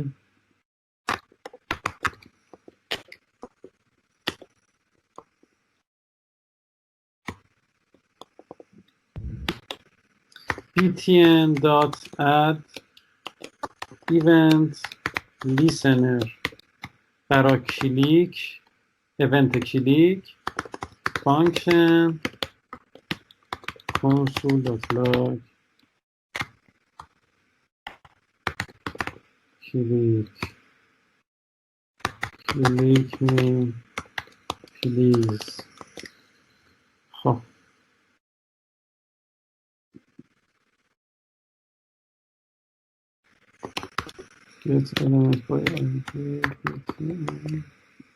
خب نها کنیم بچه‌ها، من کلیک میکنم این فانکشن اجرا میشه.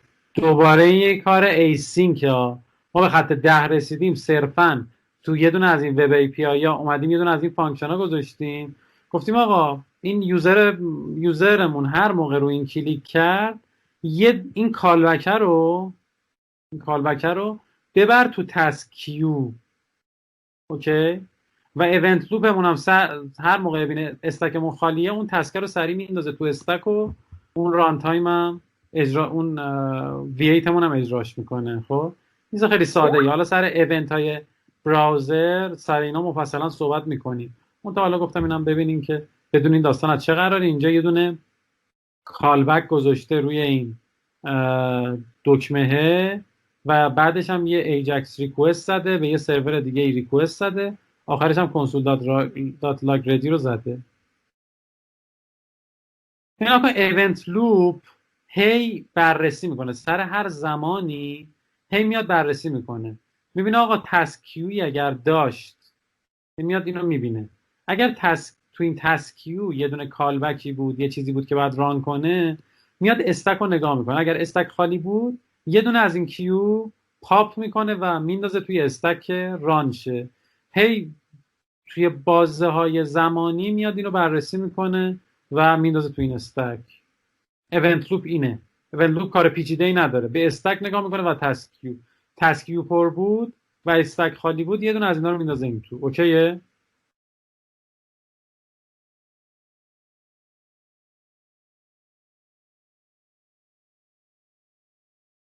زود اوکی رو بده.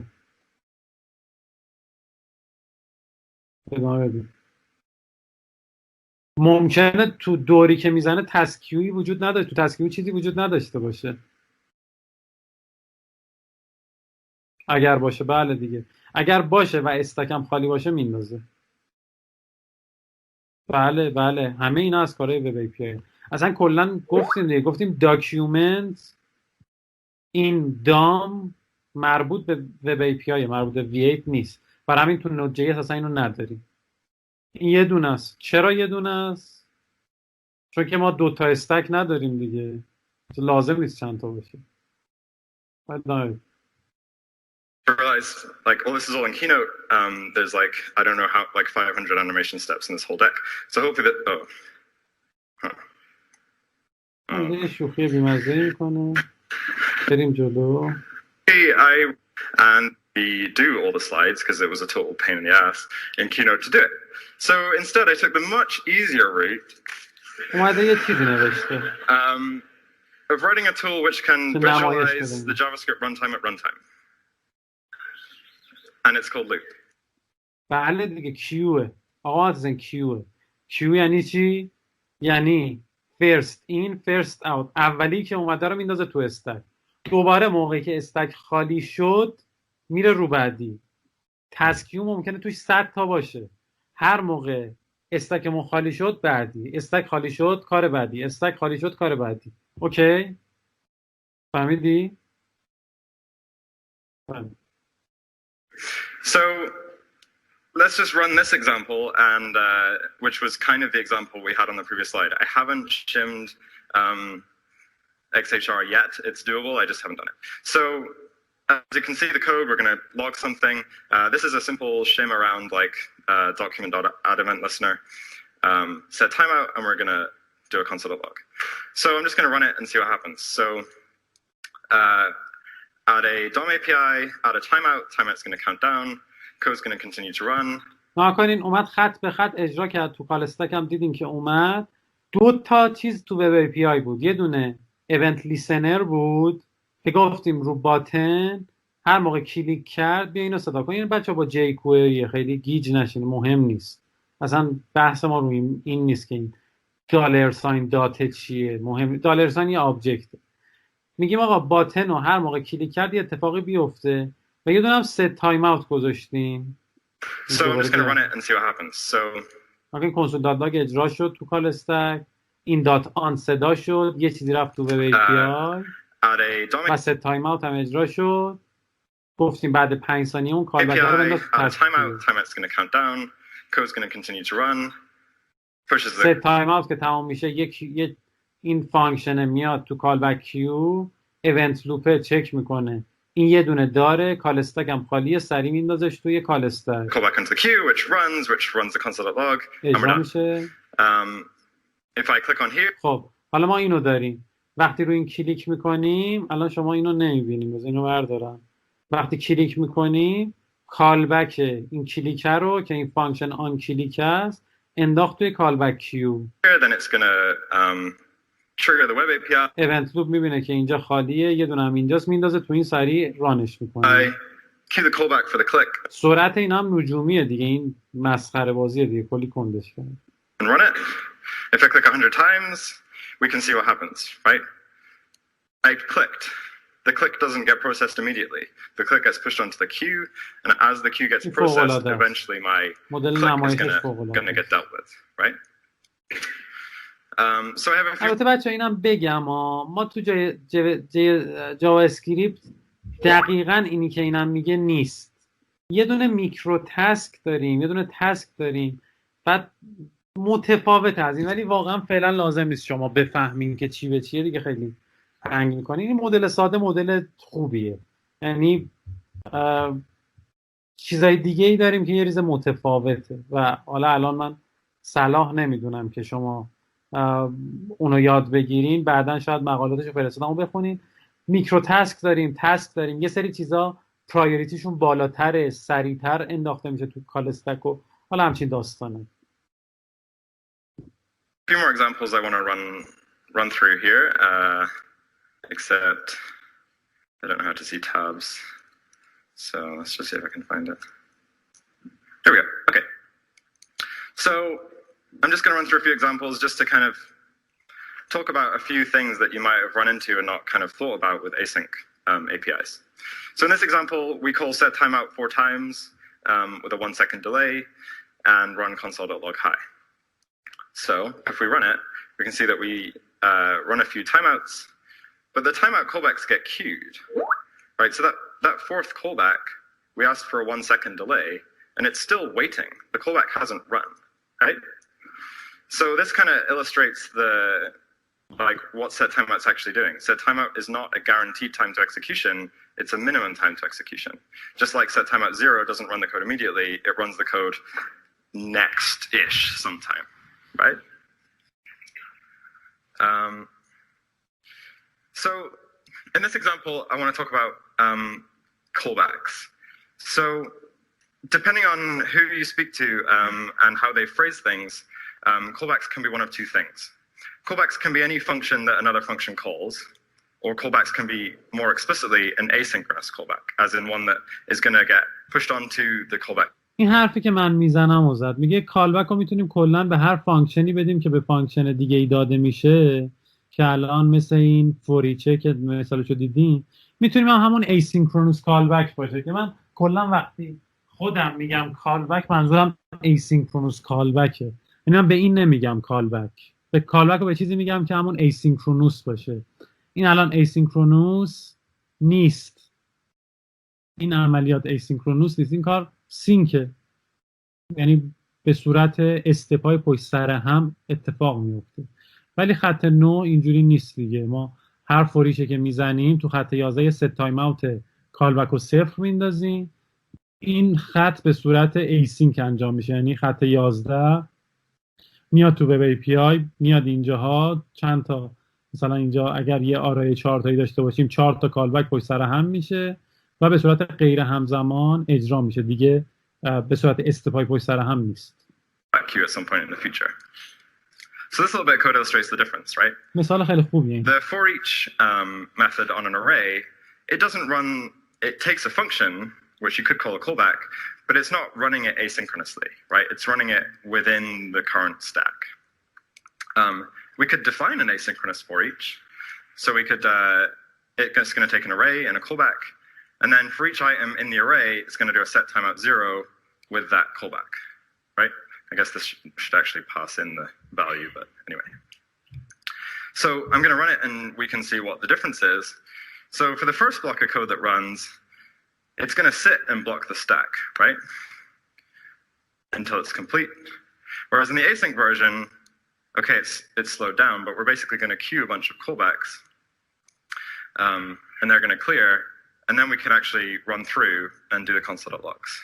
So in this example, the console.log is fast, so the benefit of doing it asynchronously isn't obvious. But let's say you're doing some like slow processing on each element in the array.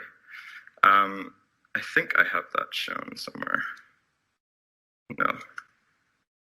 No, I don't. Okay, so let's say, oops. So I have a delay function, which is just slow, right? It's just a slow thing. So let's say processing async, and here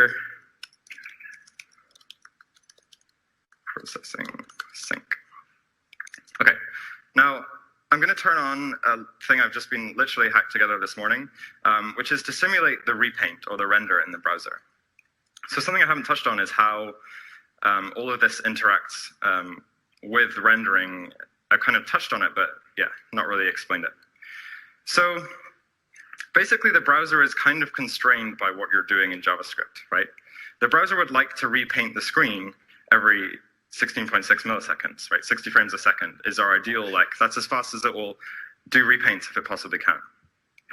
بچه اومد اینجا یه رندر کیوی اضافه کرد، میگه خود براوزر هر 16.6 ثانیه دوست داره که بیاد صفحه براوزر رو یه ریپینت کنه، یعنی ببینه المنت ها چه تغییری کردن بذاره سر جاشون، که اسم این اومده گذاشته رندر کیو، و هر یه زمانی دوباره این باید این صفحه بیاد و ریپینت بشه. حالا این چه اتفاقی میفته؟ But it's constrained by what you're doing in JavaScript for various reasons. So it can't actually do a render if there is code on the stack, right? It's like the render kind of call is almost like a callback itself, right? It has to wait till the stack is clear. Now the difference is that the render is given a higher priority than your callbacks.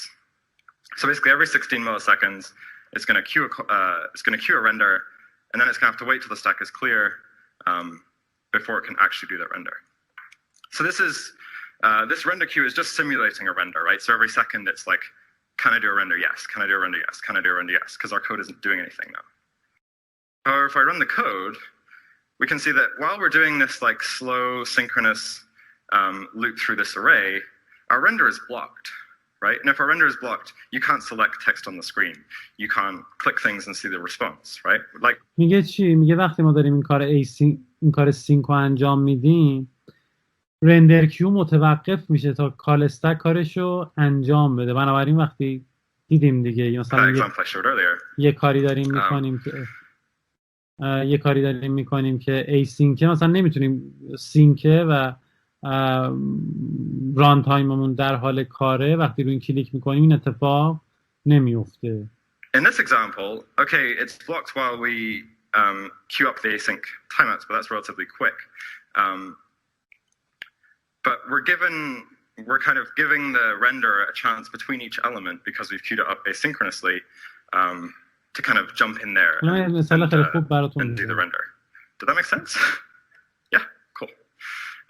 So yeah, that's just kind of, this is just like a simulation, right, of how the... تمام، این دیگه صحبت خاصی نداره. یه مثالی میزنم که دیگه با گوشت و خون مفهوم کانکورنسی و این داستانا رو بفهمین. اینا رو هم برداریم.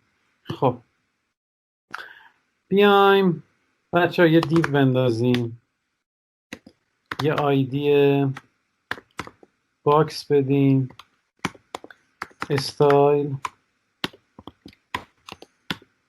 و باکسمون ویتش 10 پیکسل باشه، هایتش 10 پیکسل باشه، بک‌گراند کالرش بلک باشه. اینا هم برداریم، یه استایل هم به کل صفحه‌مون بدیم، بگیم آقا مارجین همه رو 0 بذار، ریست به این کار ریست میگه. پدینگار هم برای همه المانت ها رو، این یعنی همه المان ها رو پدینگاش هم 0 بذار، میچسبه به این سر. این هم اجرا کنیم. خب حالا بیایم داخل اسکریپتمون یه ست اینترول بذاریم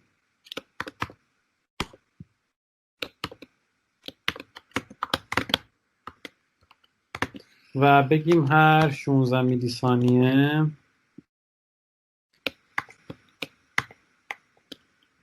من دوباره نقطه‌ام گیر کرد.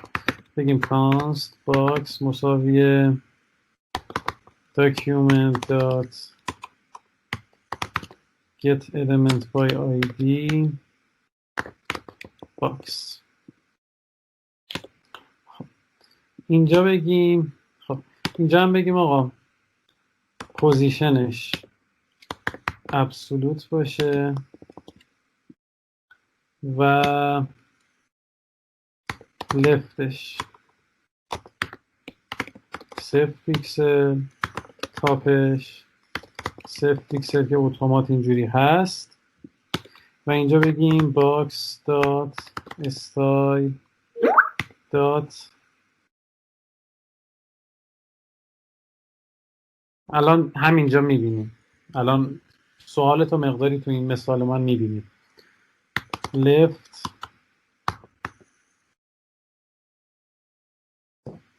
بچه یه چیزی یادتون بدم، بذاریم اینو بردارم. الان من اینجا لفتم 0 پیکسله. خب این حالا ربطی به کارمون نداره. حالا بیایم ببینیم console.log box.style.left بگیم یک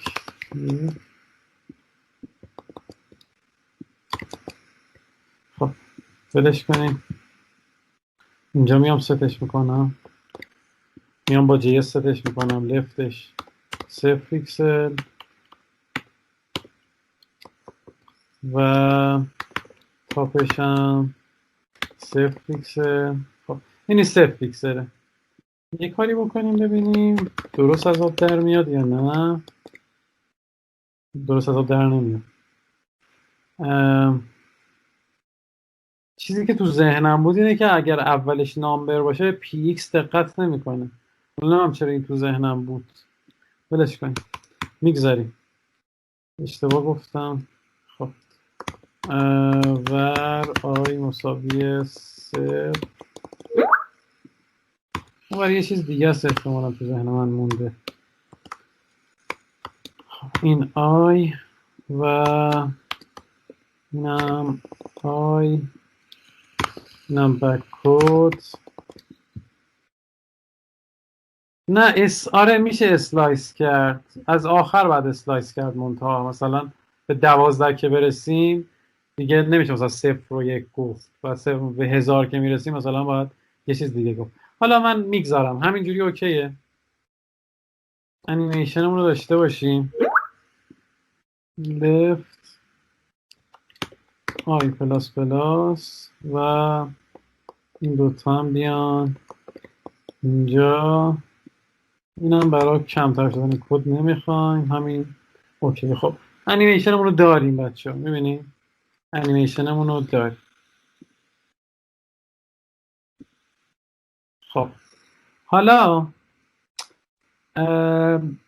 این تا اینجا یه کامنت، تا اینجا کدمون برای انیمیشن. حالا بیام یه فانکشن فیبوناچی که بهش علاقه مندیم بنویسیم.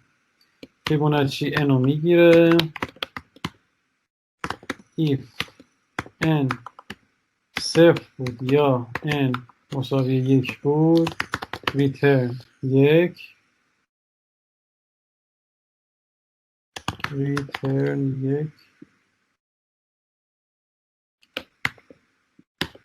وگرنه ریترن کن فیب n منهای 1 به علاوه فیب. یه فانکشن سی پی یو اینتنسیو نوشتم دیگه، قشنگ حال سی پی یو رو جا میاره. خب بگیم آقا ما میخوایم 40 البته خوب نیست، بذاریم حالا امتحان کنیم ببینیم چجوری میشه. 39 39 39 39 و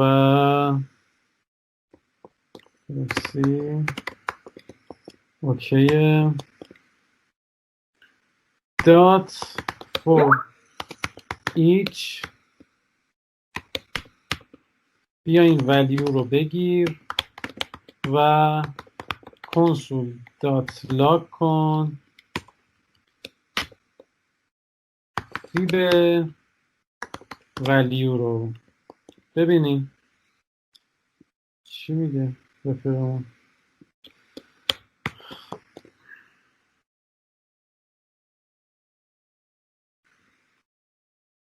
چه اتفاقی داره میفته؟ ببینیم ما چی گفتیم.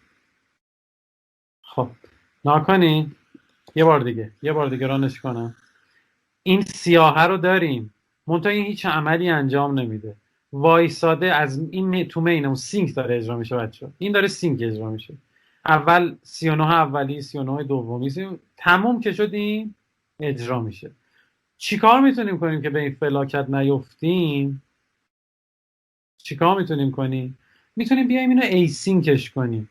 به جای اینکه من بگم اینجوری کن، داخل این یه دونه ست تایم اوت میندازم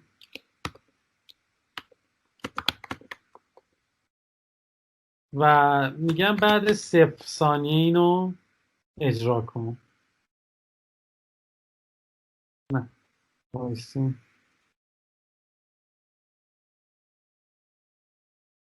این به اون اجازه نمیده، این هنوز به اون اجازه نمیده. 0 ثانیهش نکنیم، بگیم هر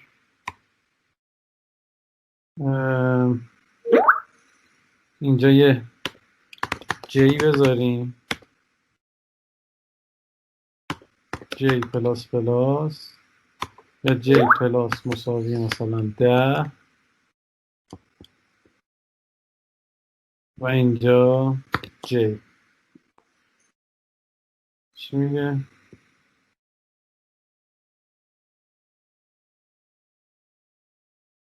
cannot read property for each of undefined. چی میگه؟ و اینم درست کنیم.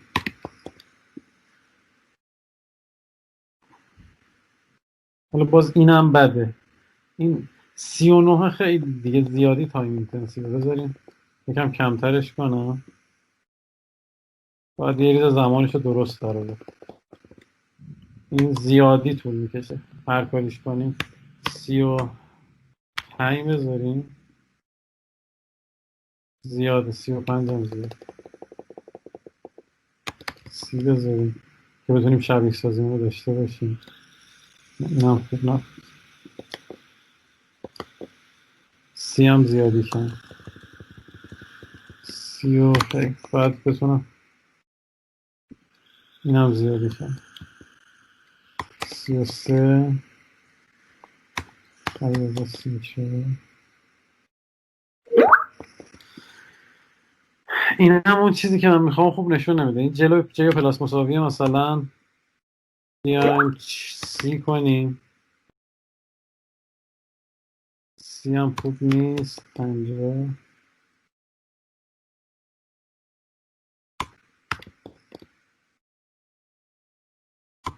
خیلی عدداش کمه. میبینی یه ریزه بهتر شد، 150. میبینین این انیمیشنمون داره اجرا میشه، یه جاهایی هم داره لگ میخوره ولی باز جوری بلاک نمی کنیم که یوزر بفهمه. خب تو یه سری مقاطع داره یه اتفاق میفته، میبینی تپ تپ تپ تپ تپ میکنه الان. منتها ما اومدیم هم کارمون رو انجام دادیم، هم یه کار ایسینک انجام دادیم، هم جلوی رندرینگ براوزر رو نگرفتیم. حالا من اینو حتی هی بیشترش هم کنم شما واضح‌تر می‌بینید. می‌بینید تپ تپ تپ تپ تپ تپ تپ میره. خب حالا اینو مثلا 33 و اینا کنیم شاید یه روز قشنگ‌تر هم بشه. این دیگه تقریبا معلوم نیست. منتها اگر اینو ورداریم کاملا اتفاقا معلومه. اینو ورداریم دوباره، الان معلومه بچه. الان براوزر وایساد، میبینین همین که براوزر وای میسته، براوزر یه زمان مشهودی و وای میسته. حالا من اینو مثلا توی یه چیز بیشتری کنم دیگه این خیلی خیلی مشکوک شده. می‌بینید وایساد براوزر ما هنگ کرد. قشنگ وای میسه بعد اجرا میکنه. منتها اگر بیایم تو این قالب set time out دیگه این اونجوری مشهود نیست. به این میگن concurrency، یعنی تسکا رو اومدیم انداختیم بین هم. انیمیشن ران میشه، این اجرا میشه، انیمیشن ران میشه، این اجرا میشه، انیمیشن ران میشه، این اجرا میشه. بنابراین مشکل جدی نمیخوریم. چی شد؟ این اجرا میشه. یه لگایی داره ولی باز اونجوری نیست که اعصاب یوزر رو خورد کنه. اینم یواش یواش داره به کارش ادامه میده. حالا مثلا اینم میتونیم کمتر کنیم که این دو تا با هم دارن اجرا میشن دیگه. هم انیمیشن اجرا میشه، همین اجرا میشه. یه کاری کردیم که این خیلی برای یوزر اعصاب خورد کن نباشه. این ورکر هم میشه. حالا من دارم فرض کن یه کاریه که حتما تو ورکر نباید انجام بدیم، از جنس همین کاراست. حالا لازم نیست یه الان چیزی نشون میدم. دوره کلش نمیشه بندازیم. توی عملی همچین کار سنگینی نمیخوایم انجام بدیم، نه. منتها فرض کن ما اینجا یه باتن هم داشته باشیم. نگاه کنید دیگه این کارا ما یه کار که تو براوزر نداریم، داریم ایجکس میزنیم، داریم باتن داریم، هزار تا چیز مختلف داریم و این اتفاقا میفته دیگه. بزنیم مثلا اینا بگیم یه دونه باتن داریم و اینجا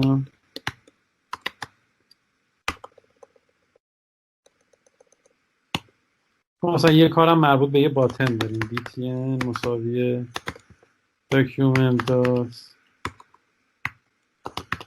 get elements by id btn dot listener.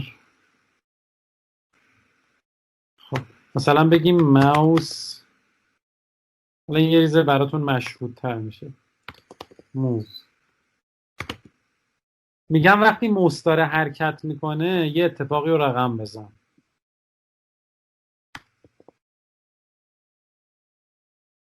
چی شد؟ اوکی. ماوس موو btn لازم نداره ولش کنیم. document dot add document dot body هم نه html مون کلا این ایونت رو رو html میندازم. document dot همین add event listener mouse move و console dot log move. میبینیم بچه‌ها من موسم رو تکون میدم داره این نوشته میشه، ولی این دوتا انقدر دارن بین هم خوب اجرا میشن که اصلا شما نمیفهمین دوتا کار داره همزمان اجرا میشه توی یه ترد. میبینی این کار سنگینی ها. اگر قرار بود به صورت ایسینک انجام نشه این یه ریزه لگاش هم شاید ببینیم. بذاریم من سریع نه انقدر واقعا خوب داره انجام میشه که شما چیزشو نمیبینید. منتها فرض کنین الان مثلا یه دونه بذاریم من یه دونه دیگه هم بندازم به جای باتنه دیو باکس 2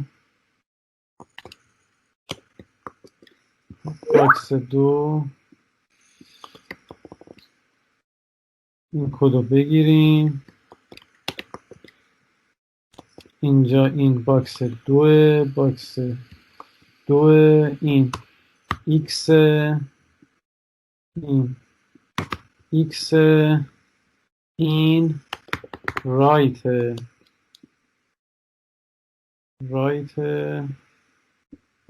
باکس 2 ببینید بچه‌ها 3 تا کار همزمان مدارن. البته ببینید این دیگه گیر کرد. ببینید این گیر کرد. نه اوکی هیچ گیر نکرد. ببینید 3 تا کار ما داریم انجام میدیم. منتها انقدر اینا کانکورنتی سرعت سی پی یو بالاست دیگه و نام بلاکینگ هم نیست که اصلا شما نمیفهمین چند تا کار داره با هم انجام میشه. حالا هی تعدادش رو زیاد کنیم لگ رو کم کم میبینیم که اونجا وایساده اسکایپ لگش خب اوکی اونجا اون وایساده و ایونت لوپ منتظره که تا کار تموم شه. ولی این الان مثالایی که میشه ببینیم دیگه. آره دیگه موس تکون ندیم الان لگ کمتر. البته برای من تو کامپیوترم لگ نداره، شما دارین لگ میبینید. ما خیلی اسموث و اوکی دارم میبینم. حالا هی تعداد اینا رو زیادتر کنیم بیشتر میشه دیگه. مثلا تعدادش رو 3-4 تا کنیم میبینیم که بیشتر میشه. بچه‌ها این مفاهیم با یعنی قشنگ فهمیدین، حسابی جا افتاد. concurrency، parallelism، callback، asynchronous callback، asynchronous، synchronous، نمیدونم event loop، task queue. گرفتین همه کامل؟ کسی سوالی داره؟ من گفتم قبل از این که کتابو شروع کنین رو بخونین. البته تو کتاب احتمالا اینا رو دیدین دیگه. کسی سوالی داره؟ خیلی خوب. خسته بگو آقا مهدی سوالی داری بپرس. ببخشید ما الان صحبتمون بود که آقا اصلا هنر JS اینه که میتونه چند تا کار هم در حالی که سینگل ترده میتونه چند تا کار همزمان انجام بده. خب بله. ولی خب مثلا ما اینجا انتظار داشتیم که آقا این فیبوناچی 34 رو پشت صحنه حساب کنه، انیمیشن ما هم اجرا کنه، ولی این کار رو نتونستیم امروز انجام بدیم. آیا مثلا اینجا قابلیتی داره که آقا مثلا پشت صحنه این فیبوناچی اونور خودش جداگونه، حالا یا مرورگر یا خودش حساب کنه و توی یکی ترید دیگه مثلا ترید اصلی که سینگل ترید جی اس انیمیشن اجرا کنه. ببین آکان این کاری که ما کردیم و هیچ وقت انجام نمیدیم بیام یه فیبوناچی 40 بندازیم. این کار سنگینیه. یعنی اصلا هر کاریش کنی این اتفاق براش میفته. الان دیدیم وقتی فیبوناچی 33 داریم ناکن دیدیم که اتفاقا این کار شد. این که میگی نشد این اتفاق افتاد. این الان با این مدل ما کارمون رو بالاخره داریم انجام میدیم. ماوس موومون رو داریم میگیریم، انیمیشنمون رو داریم میگیریم، این هم داریم حساب میکنیم. خیلی هنر بزرگیه. این تا الان 33 داریم که داریم حساب میکنیم، همه این کارا رو با هم انجام میدیم. این اگر مدل JS نبود و ما مجبور بودیم این کار رو انجام بدیم به دردسر میخوردیم. بنابراین اتفاقا برعکس حرفت دیدیم که این اتفاق به خوبی افتاد دیگه. میگم چرا میگی این اتفاق نیفتاد؟ حالا اون مثالی بود من زدم، مثال بدی بود، ولی این اتفاق تو جاوا اسکریپت واقعا داره میفته. تو زبانی که بلاکینگ هم ما نمیتونیم اتفاق رو رقم بزنیم. اوکیه؟ بله. من یکم چله سنگین بود. آخه یه لگی میخورد یه دست اسکن، خب نمیتونه شاید این کار انجام بده. آخه تو بدی همچین کاریو سی پی یو داره ان میلیون تا. حالا من تو فانکشنال پروگرامینگ براتون مثالشو دیدین دیگه. برای 42 چند میلیارد بود دیگه اپریشن داره انجام میده دیگه، کم نیست. بله درست.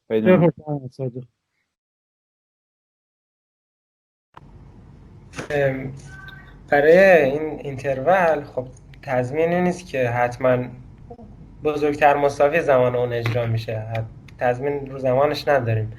خب برای بازی و اینا زمان خیلی مهمه یا چیزای دیگه. یعنی نباید زمان جابجا بشه. مخصوصا حالا اگه بخوایم بازی و اینجور چیزا مثلا 2x و 3x و اینجور چیزا هم آره دیگه. تو JS هم ما بازی‌های خیلی خوبی می‌بینیم دیگه. حالا نمیدونم بازی کردین یا نکردین، ولی مثلا بازیایی هست که خیلی هم خوب داره اجرا میشه. راهکاراشو باید بریم بررسی کنیم. راهکاراش چیه؟ چجوری میتونیم، حالا میگم چیزای مختلفی داریم، وب ورکر داریم، چیزای دیگه‌ای داریم که میتونیم کمک بگیریم. بفهمید خانم محمدی. خیلی سوالی نداریم پس سلامت باشیم. ممنون. خیلی خب بچه‌ها دستتون درد نکنه. به خدا میسپارمتون.